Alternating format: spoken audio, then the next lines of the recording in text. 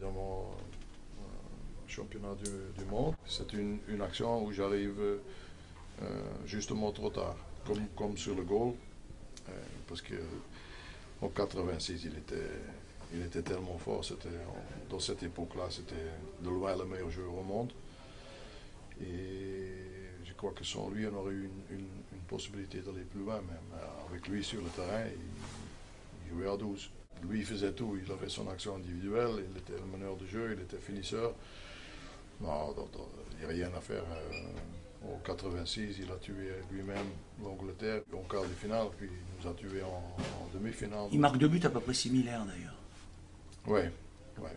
Premier goal, Jean-Marie Favre aurait dû rester dans son goal certainement. Et le deuxième goal, malheureusement, j'arrive juste une fraction de seconde trop tard. Puis il arrive, enfin, il va sur le côté gauche. Moi, j'essaie avec mon extérieur du pied gauche de faire un tackling, un sliding, et j'arrive juste trop tard. Il met un shot, un tir dans le côté opposé du gardien, il marque le goal.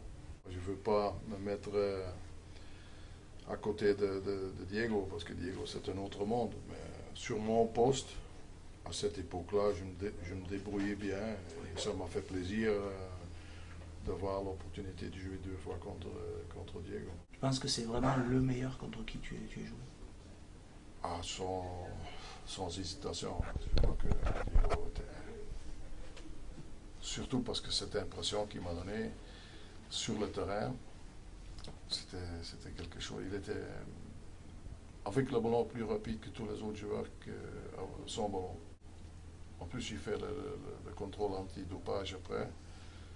On a discuté un peu en italien, puisqu'il a joué en Italie longtemps, seulement une année, mais puisqu'on parlait tous les deux un peu l'italien, si tu vois ce petit bonhomme avec sa cigarette, avec une bière, après le match, mon cigarette et ma bière, et tu dis c'est quand même assez étrange qu'un petit mec qui est assis là est capable de jouer un football magique. Ça, c'était aussi quelque chose que tu n'oublies pas, parce que ce sont des moments sans les supporters, sans la presse, seulement 4 joueurs ou 6 joueurs qui sont là pour faire leur contrôle antidopage. Et c'est tout décontracté parce que le match est fini, pour nous le tournoi était fini, et pour eux ils vont au final. Et c'était que de sacrés beaux moments.